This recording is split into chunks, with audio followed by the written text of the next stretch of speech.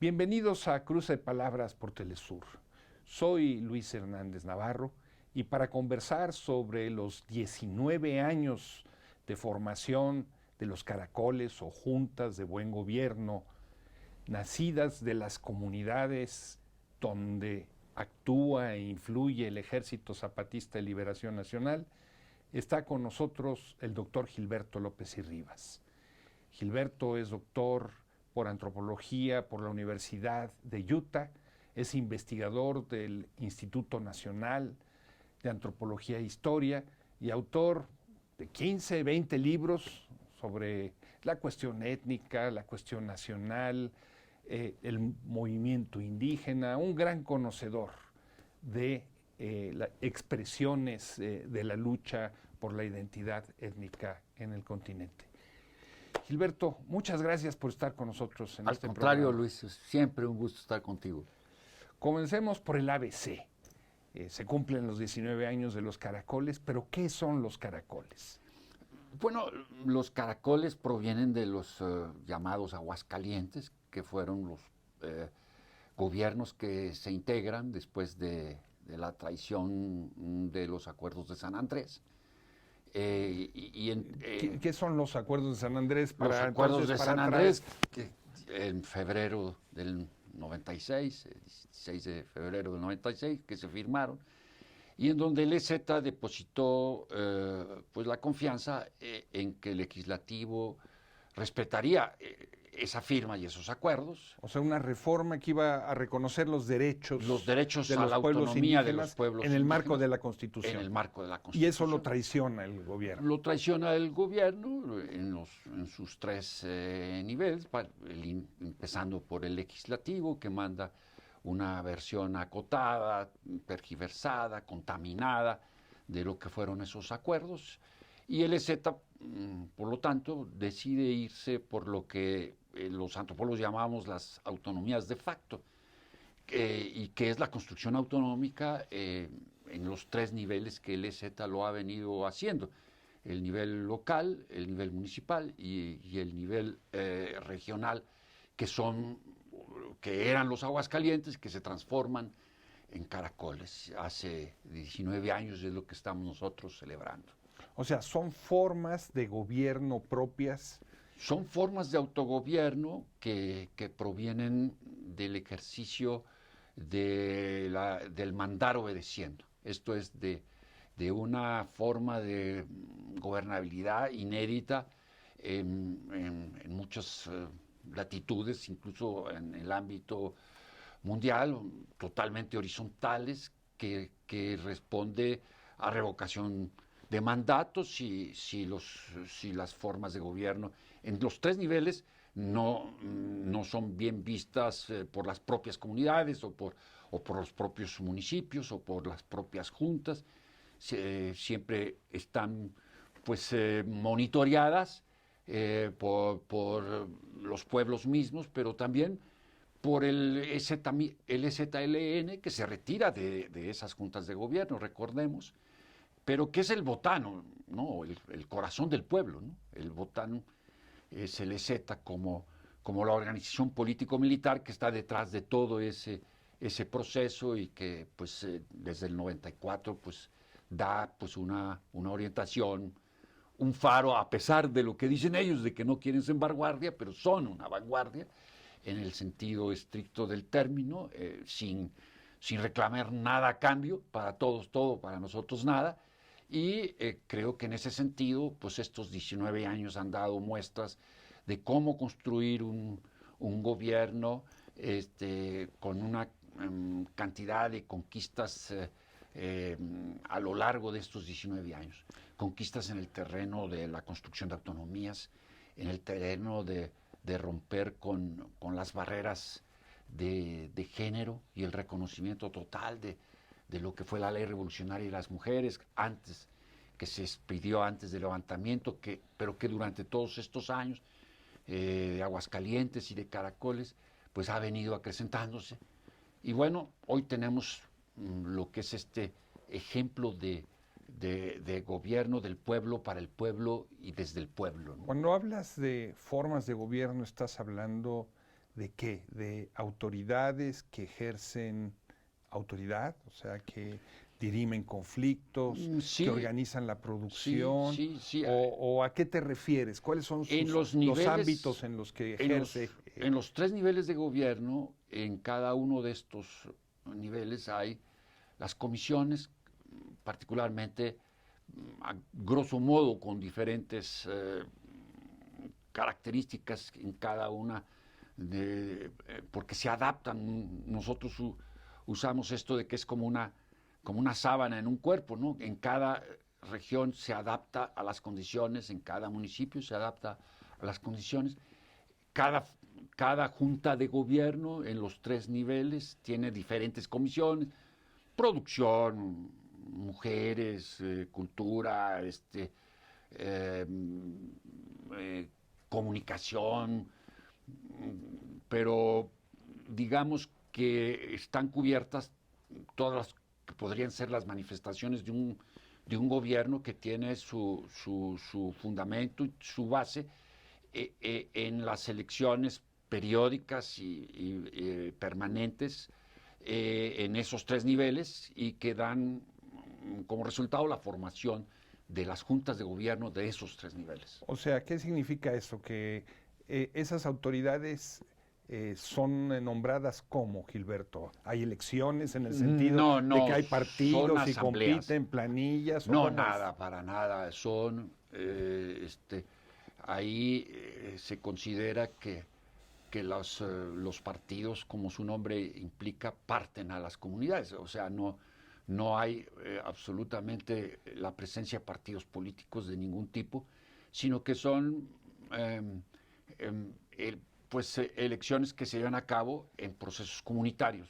Es el ejercicio de un gobierno comunitario, ¿no? Permanentemente dinámico, permanentemente monitoreado, permanentemente,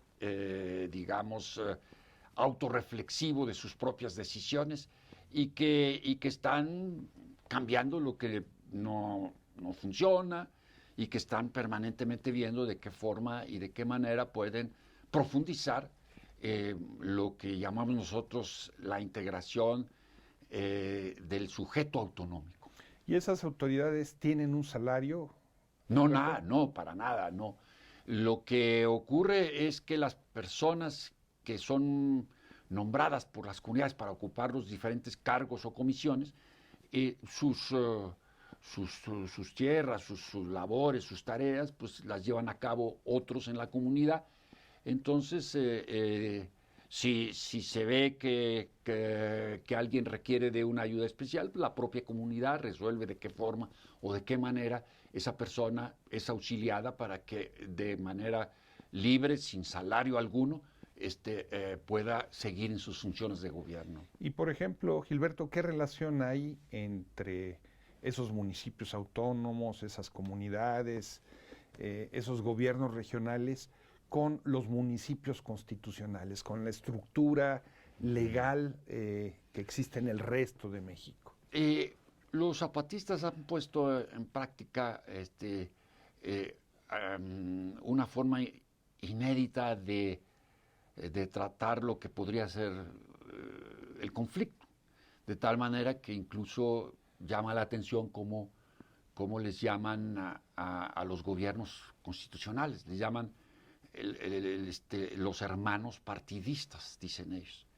Es decir, no hay un mundo dicotómico, ¿no? De pugna, sino que ellos entienden que hay comunidades que entran dentro del sistema de partidos, y que estos gobiernos constitucionales representan esos sistemas de partido. Entonces no hay una pugna con lo que podría ser la parte comunitaria de esos gobiernos, con las representaciones comunitarias de esos gobiernos.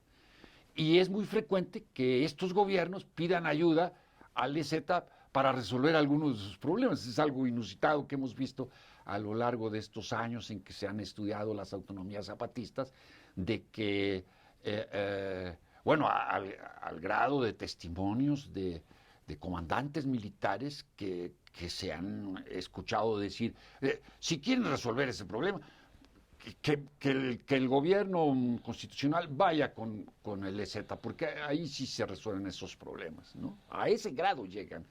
O sea, estamos hablando de formas de autogobierno no reconocidas por el Estado Nacional. Así es. Pero que de cualquier manera ejercen justicia, Sí. organizan la producción, se hacen cargo de la salud y de la educación de la gente. Así es, sí, tienen sus como propias si estuvieran escuelas. imbricadas, como si estuvieran dentro de... Sí, no hay ámbito de la comunidad que no toquen ellas. Y bueno, tú mencionas algo importantísimo, la salud. Bueno, se ha avanzado muchísimo, las clínicas que se han hecho con ayuda nacional, internacional, del entorno de cooperantes y de personas, colectivos que hay en torno al zapatismo y que juegan un papel importante en la ayuda tanto nacional como internacional que el zapatismo ha podido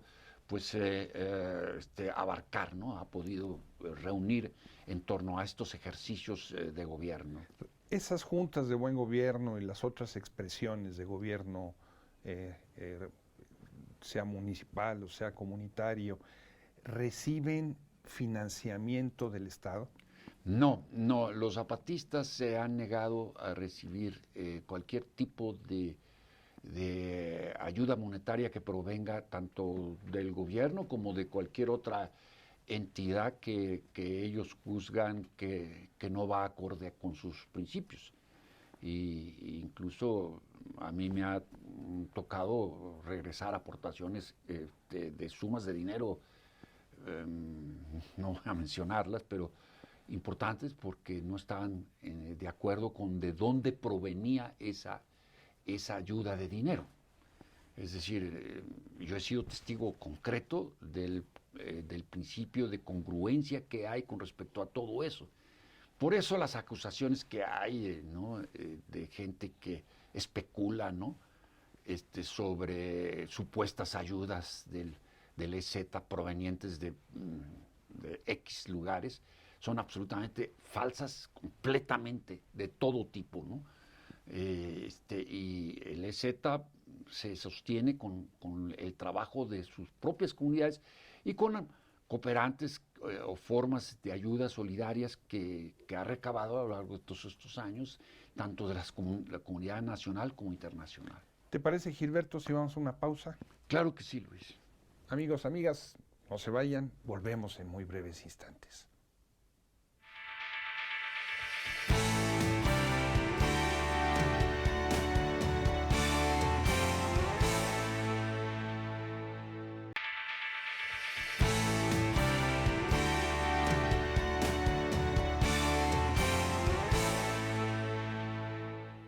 Estamos ya de vuelta en este cruce de palabras, conversando sobre los caracoles o juntas de buen gobierno zapatistas, sobre las expresiones de autogobierno de las comunidades en donde influye y actúa el Ejército Zapatista de Liberación Nacional en México.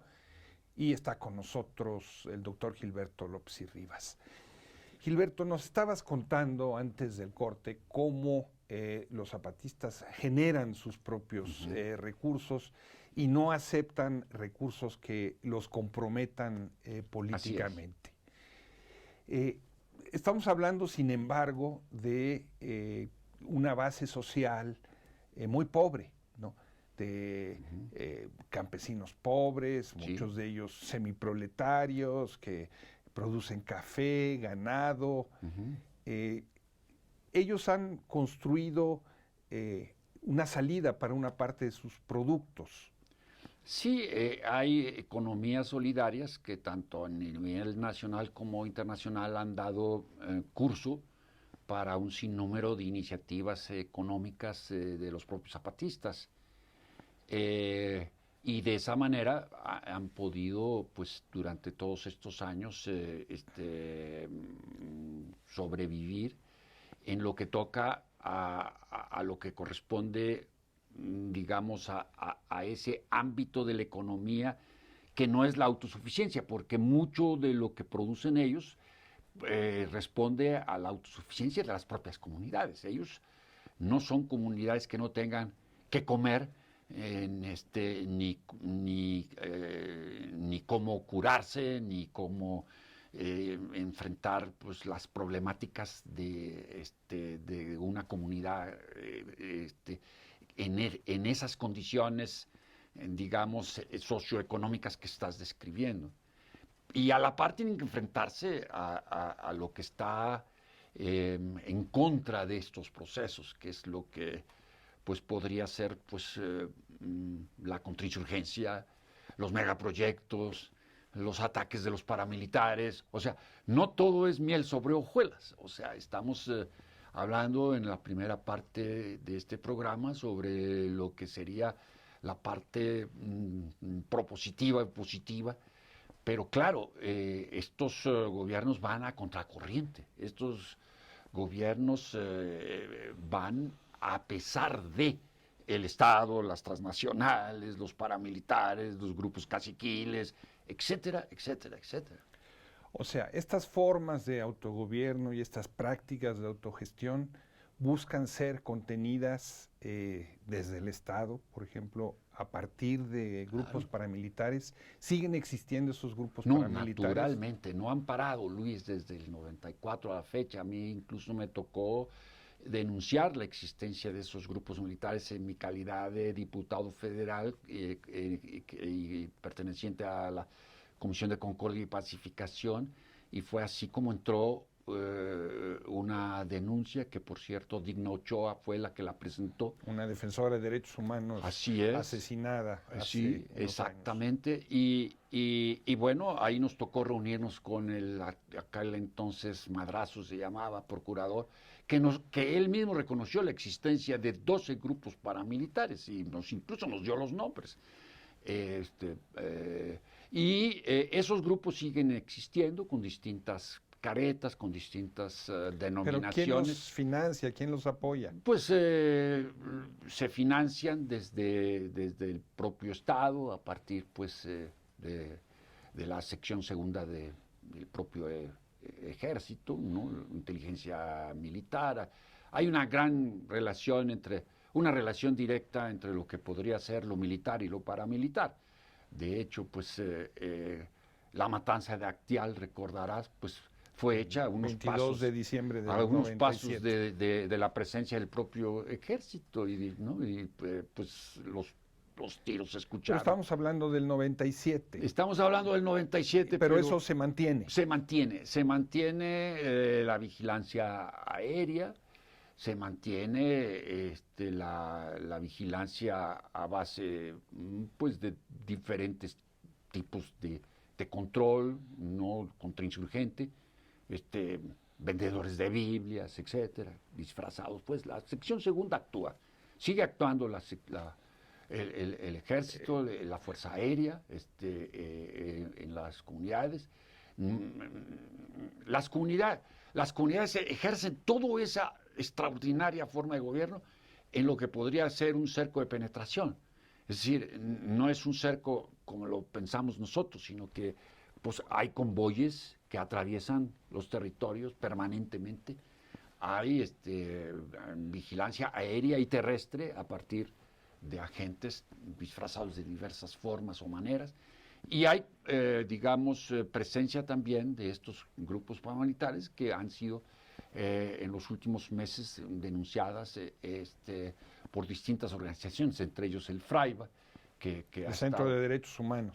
El Centro de Derechos Humanos, un papel muy importante que ha jugado en la denuncia de estas agresiones permanentes y constantes contra los gobiernos. Entonces podemos decir que es un ejercicio autonómico muy vulnerable por la existencia de esta estrategia de Estado que no ha dejado de atacar a las comunidades zapatistas ¿no? alrededor del entorno del EZLN durante todos estos años.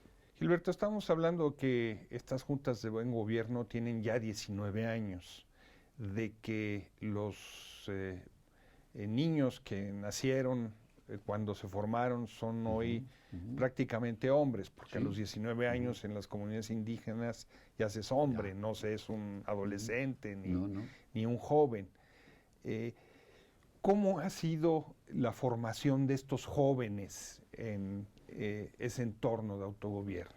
Bueno, ese es, yo creo que los resultados más extraordinarios que ha habido. O sea, porque vemos un recambio que el propio ZLN ha dado alas para que se haga. Un recambio en todo. Un recambio generacional, ¿te refieres? Un recambio generacional en lo político, en lo militar. Evidentemente muchos de estos jóvenes están en la insurgencia, que es la parte militar del ZLN, otros se constituyen en los milicianos y en los grupos de apoyo, en las tres estructuras que tiene el propio Z dentro de las comunidades zapatistas. Y también muchos de estos jóvenes están dentro de la estructura de gobierno, que es la parte civil de esta experiencia, y están presentes en todo y reclamando derechos, las mujeres, los jóvenes en los tercios, los grupos de comunicación, en las comisiones para la justicia. En todas partes vemos a estos jóvenes inquietos, hombres, mujeres, otros, todos ellos, en el viaje ahora que se prepararon, en el viaje que hicieron a Europa, esta gira impresionante que tuvo lugar en plena pandemia y que conmocionó al ámbito de las emancipaciones. Pues ahí estaban todos estos jóvenes. ¿Qué tan amplia es la influencia de estas juntas de buen gobierno? ¿Cuántas existen? De 5 pasaron a 12. O sea, hay 12 caracoles, 12 juntas de buen gobierno, que son las de formas de gobierno regional. Las formas de gobierno regional, que, bueno, pues sí llegan hasta San Cristóbal, ¿no? Ahí hay una en el CIDESI, digamos. En la ciudad de San Cristóbal. En la ciudad de San Cristóbal. De las más importantes. De las más importantes. En Chiapas. En Chiapas. Y bueno, la influencia del EZ ha crecido enormemente desde el 94, más allá incluso de la geografía local y regional. Los entornos de apoyo también han crecido, se han formado colectivos en toda la geografía mexicana. Y bueno, durante el viaje también establecieron un contacto con todo lo que son los colectivos europeos y de otras latitudes. El EZLN, como se dice en Don Juan, goza de cabal salud, y las juntas de buen gobierno gozan de cabal salud. O sea, a pesar de este cerco de penetración que tú describes, de la acción de los paramilitares, de las calumnias, de la intelectualidad que defiende pues toda esta forma de institucionalidad que nosotros ahora vivimos, sí, ahí están. El zapatismo se sigue extendiendo, sigue creciendo. Sigue creciendo en autoridad y congruencia, y sobre todo, Luis, porque pues en todos los años que uno ya lleva en esta experiencia de práctica política, es una de las organizaciones que sorprenden a propios y extraños por lo que es el principio básico de una organización política de izquierda anticapitalista, la congruencia ética, el hecho del principio ético que los sostiene y que los respalda. Gilberto, tú acompañaste el proceso de formación de las regiones pluriétnicas autonómicas en Nicaragua con la revolución sandinista. Estuviste cerca de uno de tantos procesos de paz con las FARC en Colombia. Así es. Conoces el mundo de la izquierda latinoamericana, izquierda internacional, durante muchos años. Desde esa perspectiva que tú has vivido, ¿qué sería lo nuevo de estas juntas de buen gobierno? ¿Qué sería lo diferente? Lo diferente es algo que buscó la Comuna de París, que buscó Rosa Luxemburgo, Raya Dubáyevskaya. Es la integración de un sujeto autonómico de niveles diversos en la geografía y en la intensidad de los procesos, que es gobierno. Es decir, la cuestión de la ruptura con el mundo de las burocracias y del sistema de partidos de representación, para que sea el propio pueblo el que se autogobierne. Es la Comuna de París hecha realidad en comunidades indígenas. Es algo verdaderamente sorprendente. La Comuna de la Lacandona. La Comuna de la Lacandona es una realidad pese a todo y pese a todos. Gilberto, muchas gracias por estar con nosotros en este cruce de palabras. Al contrario, Luis, siempre un placer estar contigo. Amigos, amigas, muchas gracias por su amable compañía. Ya saben, los esperamos la próxima semana aquí por Cruce de Palabras por Telesur. Hasta la próxima.